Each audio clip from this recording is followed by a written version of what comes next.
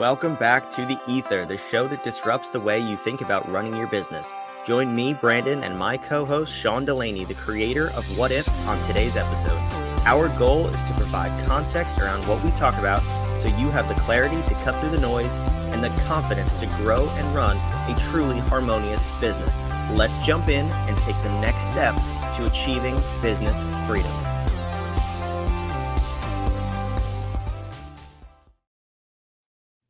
Welcome back to The Ether. What's going on, Sean? We look like those people. We do. We are impersonating The Ether hosts today because they're traveling to Seattle this week. That's right. Just kidding. It's us, but we are traveling to Seattle this week. Should we give a shout out? Shout it out. Shout it out. We are going to Seattle. Yes, we are. We are joining the Final Percent, an incredible mastermind. Greg is our host. Hugh, our good friend, our buddy, invited us in, and we're jacked up. Sean, you are speaking on their stage about business, and you're going to disrupt some people's mindsets about how they're running their business. Not only am I speaking on the stage, they actually invited me to do it. Sometimes I just run up on we should clarify that. It's actually with their permission this time. Hey, fantastic. So I'm really excited about it. It looks like they put on a very a terrific event, very Prince-like. Some might say, one might say, I might say, I just did say. So I'm excited. That's it. I am equally as excited. I've never been to Seattle. It's my first time. I've been to the West Coast plenty of times, but never Seattle. I've heard great things. So we'll see. We're going to give a full review next week, I'm sure, on The Ether. And yeah, we got a lot going on, but we're here to talk about gamification part 2. Yes. We started this conversation a couple of weeks ago. You were on the Professor Game podcast with the host, Rob Alvarez. Shout out, Rob. You're a rock star. That episode dropped live this week. So all of that will be in the show notes down below. I'm going to do my best to also put a link in the comments here for those of you watching live. So I'll get that in a second. But gamification part 2. Part 1, awesome discussion. The conversation with Rob, really awesome discussion. So, a little step down, but now I want to go back and take a step up and talk about gamification in hiring specifically. Do you know why I want to talk about that specifically? Why do you want to talk about that specifically? Because I ran out of topics to talk about. No, I'm kidding. Because this is an area in most small businesses that people struggle with. Yes. I've been talking to clients all week, and all of them have said the same story, where it's so hard to find people in this market. Nobody wants to work. And I'm like, BS. I just don't think we're looking for people the right way, and we have a good, effective tool to understand who somebody is other than a resume. And there's a million tools out there, but resumes, I just don't know why we haven't gotten past that as like the baseline of evaluating who a human being is. Yeah, it's not true that nobody wants to work. Not true. Not true. But nobody wants to work. All right, nobody wants to work hard. Inherently, part of the beauty of our model, our business architecture, is that we accept the fact that people are inherently lazy when it comes to the things that they don't enjoy doing. So you say, "Oh, you're so lazy. You never go outside and cut the grass and trim the hedges," because I can't stand that. So it seems like I'm lazy, but I'm not used. Is this me? I love cutting the grass. So this isn't me. So this is just hypothetical person. You seem lazy because you're not doing these things, because all of those things suck. Like my kids, they're not lazy. They're lazy about their chores. They are really super excited about putting Lego things together and doing all the other shenanigans that they do. So if nobody wants to work for you, it's because your jobs are work. You've made them work. You've made this place a place where people come to work, not a place where people come to play. And you can get just as much, if not more, out of people if they feel like this is a place where their work is play. That's why, Brandon, people say, you guys don't work very hard. It seems like you're having too much fun. Correct. All of that is true. By design. Yes. So if that is the case, and we're going to change things to inject a little bit of fun where it makes sense, fun with purpose, business fun, if we're going to inject that in there, then we might as well start with the very first way they interact with us, which is in our job postings. If they're not a client, they interact with the brand either because they're a consumer of it or an interfacer with it or an applicant to it and an aspiring employee of it. So this is one of the first faces out, which is how was the job description written? Did it attract me specifically? Because wow, that sounds like a lot of fun. Oh my God, they're paying me to do this. Yes. Why am I creepy Joe Biden whispering into the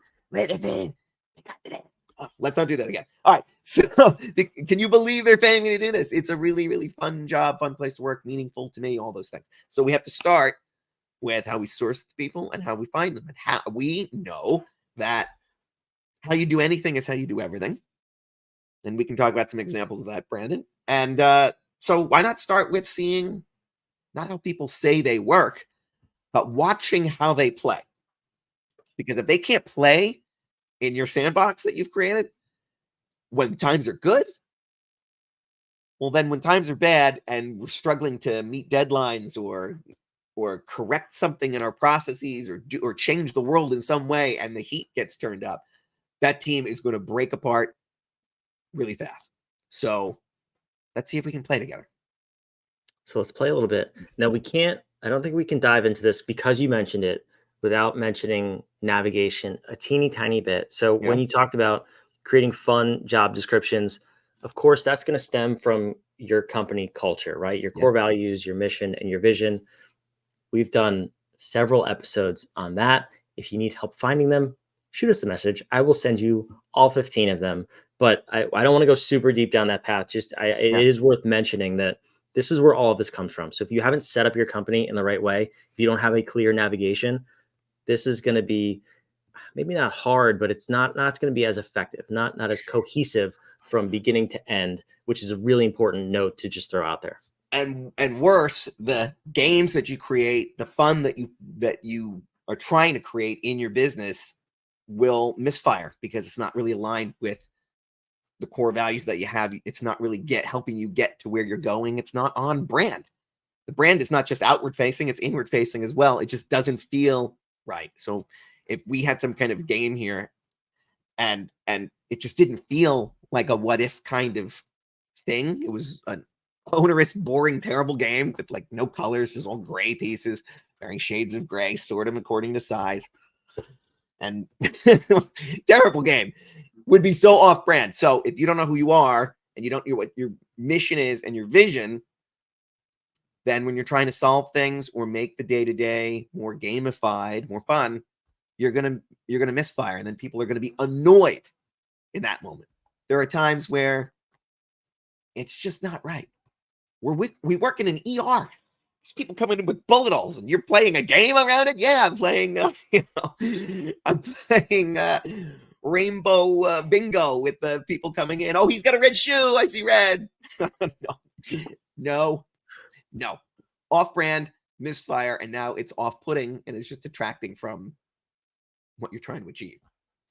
For example, I would love to work in that environment. I would be terrible there. That might be really good. Yeah. So I'm not qualified to be a doctor or cut anybody open, but I want to work in that hospital. Oh.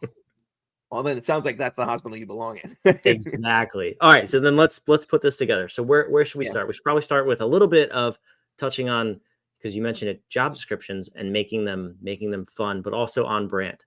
So what are some ways people can do that? Because I've never seen one written like it was signing up for a game for play. It's all, here's the tasks, here's what you are responsible for, here's the pay. It's very boring. How do you spice that up? So simple in how I describe it, maybe a little harder in the execution, but you write it as if you are describing to someone the game. Like, hey, we've got an opportunity where you can help us achieve this mission. The mission is this. And if you think that mission's cool and you want to go on that trip with us, then here's how you can play with us. You can come in and you can handle the logistics for this. And you start describing the things as if they're part of this quest, this mission that you're all on. Every quest, think of it as I'm putting together.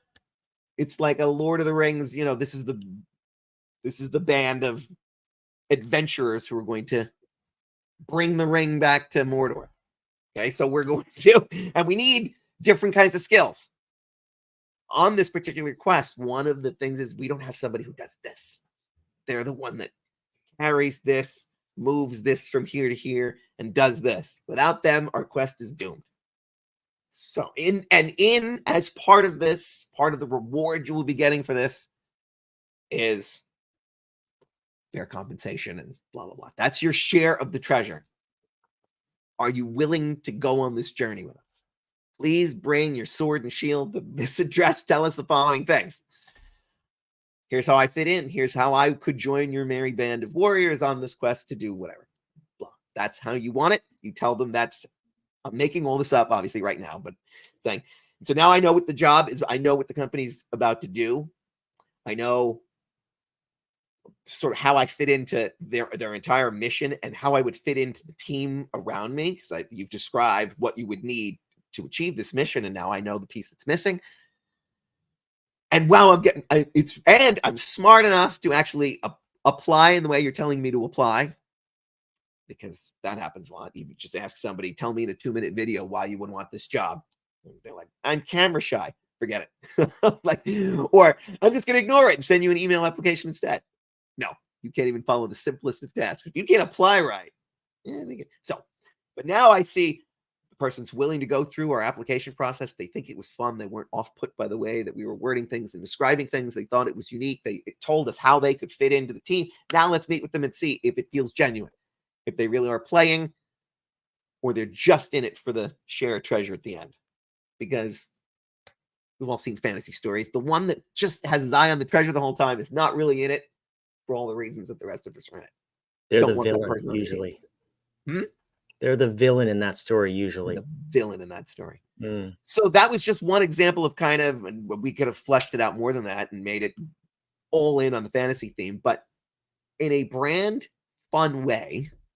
I've seen some corporations are trying to do this now, where they're getting a little, they're not taking themselves so seriously, because that's the culture they really do have, and they were following this archaic system of everything looks the same. All applying for all jobs look and feel the same. And so if your application that you're putting out there for somebody that you want looks the same, it's just one more gray sheet asking for the same bits of information, half of which are lies, which you know and they know, and we're going to play that whole game. That's not a fun game, because nobody wins in that game. You get to the end of it and go, this sucked. We're still shooting from the hip at hit or miss with the people we're hiring, and half these people are unhappy. Yeah, because you didn't really describe what your environment was and what you needed of them, because you were following some template. And so it was a crapshoot as to whether they were going to fit in with where they are and what you're doing. So why do that? So be immediately disruptive by being exactly who you are, exactly on brand. That gets people's attention. And yeah, they go, oh, but then what if I don't get enough applicants for that? Good. How many are you looking for? 100? That sounds horrible. I don't want 100 applicants. How many job openings do we have? 1. I kind of want to find one person. Well, can't write it for just one person. Well, I'm going to write it for somebody a lot like that one person. And there might be 10 of them. 10 sounds like a lot better interviews than doing 100 and have them all be wrong. I'm going to write, and it's, again, just a crapshoot that somebody's going to find this job on that day and be the perfect fit for the culture. No, I'm going to write it as if they're inside the walls. This is how we act. This is who we are. This is how we write them. If you don't like it, it wasn't the one for you. You'll find that diamond in the rough then, and you'll enjoy the interview process.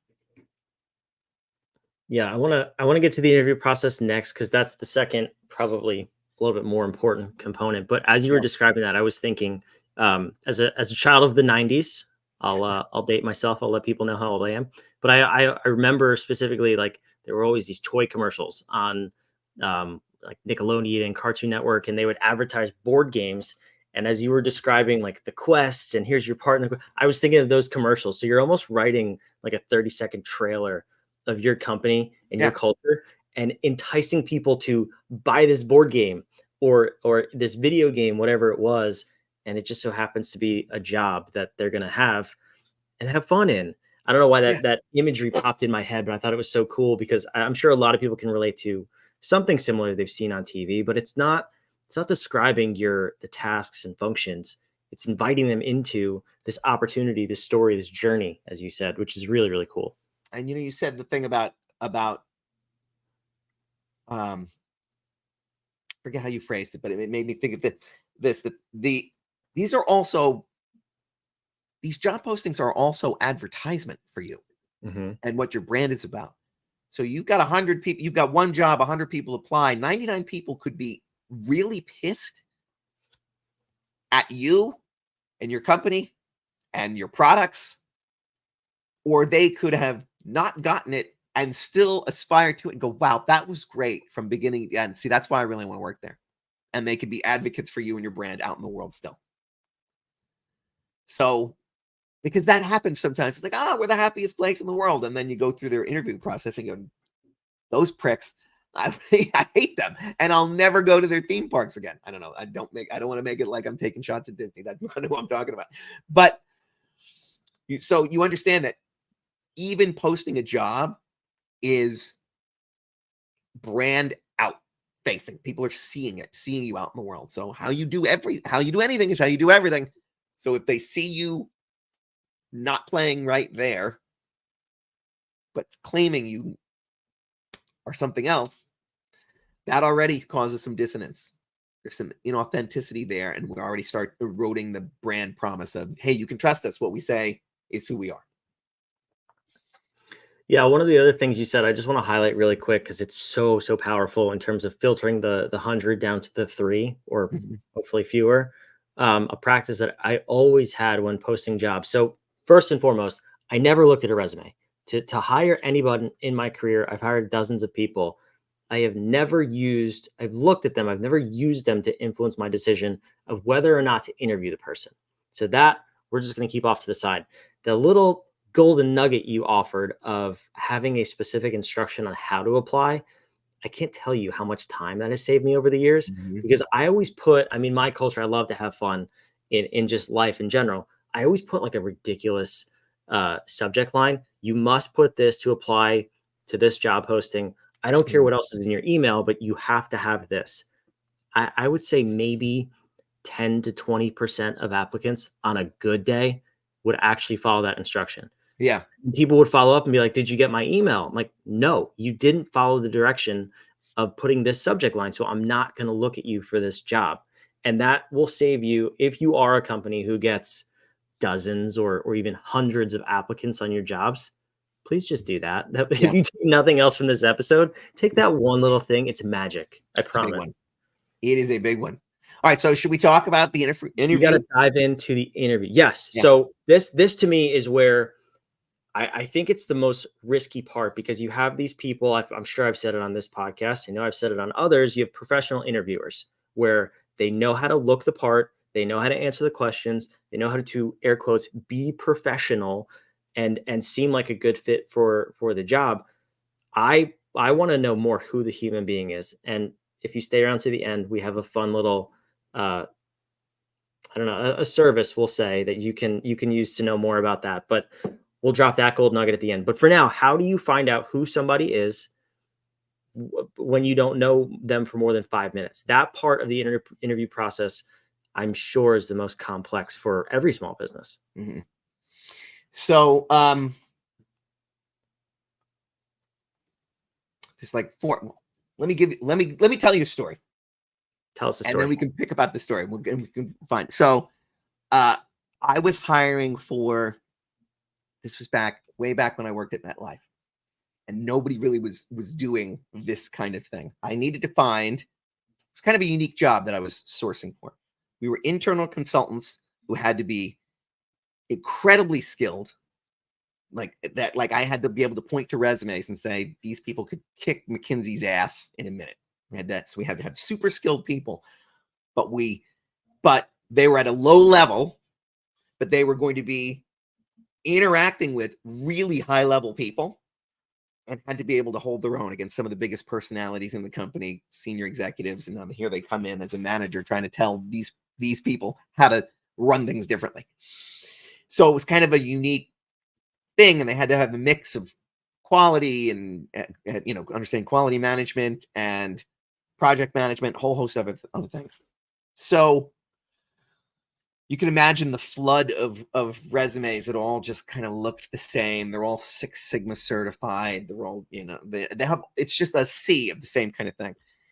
And you're not going to find anybody by asking them about really, really rib tickling ISO, 2000 standards, laugh a minute kind of joke. Like, there's nothing fun about it. It's the driest kind of thing in the world. But I need people who are not dry, can thrive in this culture, and hold their own when they have to. So I decided I'm just not even going to worry about this kind of things. I'm going to put them already on their heels, because they are going to have to be able to be not put on their heels.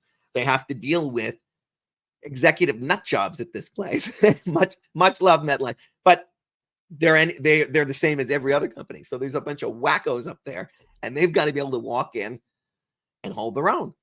And I really want to see more how they think about problems and how they interact in these situations than anything they're going to tell me that they read in a book or were trained to get their MBAs, which are incredibly meaningless to me. So I would ask things like, so we'll talk about the game that I'm playing in a minute. But I would ask things like, so Brandon, it's Brandon, right? So Brandon, you wake up, you're in the middle of the forest. There are 4 roads leading from where you are to somewhere. You hear wolves, a lot of them. You got to get out of the woods. What do you do? Me personally, I panic because I don't like spiders, and I can already imagine that there's millions of them around. So yeah. I'm in flight, or I'm in freeze. Yeah. Okay. All right. Beautiful. And you know what? And so I love the answer because it was authentic. You answered it in the spirit in which it was being asked, and you played with it. There are a lot of different ways people could handle that. Some could ask so many questions, especially if they're quality control kind of people, and they think I'm trying to catch them in something. And so I remember Rachel, I did ultimately hire her. She probably asked 60 questions before I finally just said, going to move anytime soon? Like, are we going to, because it was, well, do I hear anything down there? Oh, good. And I just would make up the answers. Yeah, you can hear some rustling to the left down here this way. Could be, well, is it the wind? I don't know. Right. Or yes, it definitely is. Good question. Okay. Yes. I don't know. There was no right answer. She was obsessed with getting the right answer. I knew exactly who she was going to be when she showed up. Despite what MBA program she was in, who cares? I know what's going to happen. And I know whether or not she would get totally rattled or address it that way. And some people ask no questions. And they just go, I don't know. I go north. I'm like, how do you know which way is north? I don't know, whatever. I go that way. This was great. Thanks for coming in. Well, what? That was it? Yes. Because you are no fun. I know no fun. Yeah. Okay. Yeah. When I'm out with my friend. Oh, you turn it on and off. What are those doofuses like? You're crazy. Tell them not to apply either. So I have one guy come in for this job, Six Sigma this and quality that. And he walks in and he reeked of self-love. And he was just so enamored with himself. It was clearly just, he had this in the bag. And it was just very off-putting. And I'm like, I kind of like this guy. So I didn't want to play the forest game with him. So he sits down. He's got this 3-page resume sitting there. And I said, so you're a clearly quality expert, like the finest. Money, you're lucky to be in the room. Oh, yeah, I'm so I go, great. Would it surprise you if I told you that I found 5 typos in your resume? The color drains from his face. And I had led up to it too. I'd ask a couple of questions. Great, because quality is, yes. And it's super important to be all over everything. Yeah. Like anything could screw this up. I put you in front of a senior executive and there's one thing wrong. They're going to chew you up and spit you out. Oh my God. Well, hey, look, you don't have to worry about that with me. cross every T and dot every I. I go, great. So would it surprise you if I told you I found 5 typos in your resume? Color drains from his face. He's like, well, and he goes like this to lean forward to see. And I like kind of pull it back towards me. And I go, would it surprise you if I told you I found 5 typos in your resume? And he goes, well, I didn't even type that up. I go, who typed it up? He goes, my secretary. Secretary. Okay. And I go, I'm sorry? You used some other company's employees, their assets, to type up your resume so you could apply somewhere else?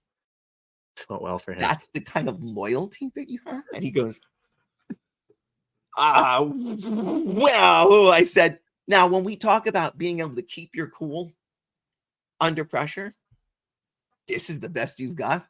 And he's like, and he goes, oh, okay. Could I take a minute and start over? I go, no. He's like, he goes, I'm not getting this job, am I? I go, no, you're not. I mean, we can keep playing, but no. And he's like, oh my God, it's so harsh. I go, what's harsh about it? And then he's like, okay. I go, no, it's just, this was exactly what I needed to see because it told me everything. And he's like, all right, well, he goes, could I ask you where the typos were in the resume so I could correct them? I go, I don't know if there's any. I didn't even read it. And he was like, he goes, but you said there were typos. I said, I asked, would you be surprised if I told you I found 5 typos? And with that slightest of jab, you cowered back and lost your footing. So you should have said, I'd be very surprised. We just talked about what an expert I am in quality. Then that would be embarrassing. And we would have laughed and moved on. Not now. So that's awesome. I mean, that one, it kind of was a tricky game. That's a trick. But I wanted to see. That's what I was. That might not be appropriate for every job. I needed to find out, how does he handle himself when he's in a pressure cooker one-on-one with somebody who is going to try to poke holes in what he's saying and not have to change? And you're 4 levels below them on the totem pole. Can you speak truth to power and hold your own, even when they're making shit up? There's 10. Did you even read it? No. Good. That's how you handle it. Not Mike. Had someone else type it. Oh my God. Yeah, that's good. Which Talk about wasn't true. accepting ability too. It's like there's so many different things that went wrong there. He didn't actually, and I don't think he did have somebody else type up his resume. I think he was just trying to say, I didn't do it. Well, who would? Yeah, that's what I mean. Just the lack of accepting responsibility is another, for me, that would have been bigger than the loyalty piece. Is just like, just say you messed up. It's by the time I said loyalty, by the time I got to that part, I was just riffing because it's like, I'm just going to see how much I can crank the screws on him to see how he handles it. Can he get himself out of it? Yes. The number one thing was, you either stole company assets or you're a liar. lying to me again because you passed blame. I didn't do it. It wasn't me. You can't be on this team. You're a piece of garbage. See you later. So, but he has his MBA. Had his MBA. Gotta love a good MBA. It's very clear I don't have one, and that's okay because I don't need one. But talk to me about the other side of hiring. That's more of a, I don't want to call it a negative example, but that's a little harsh. And we're a fun culture. We don't want to have to go there. So the good examples are like the ones that did get the job, the ones that say, oh, okay, let's play this game. And they try to frame it out together. And then we're creating the game together. I can even say, oh, all right, cool. So let's then assume, you assume this in the game. How do we figure this out? And now we're playing together. So we can play together in this conversation. That's the positive, right? I mean, the day I met you, essentially, I was interviewing him for the job. Like, come do this thing with me because we could play together. We knew we could play together first. We had enough trust to have ridiculous conversations, to laugh our asses off at a ridiculous theme park. But look at what we were doing. We didn't talk about what if first. We talked about some ridiculous app that we got an idea for and started playing the game of how would we build this company?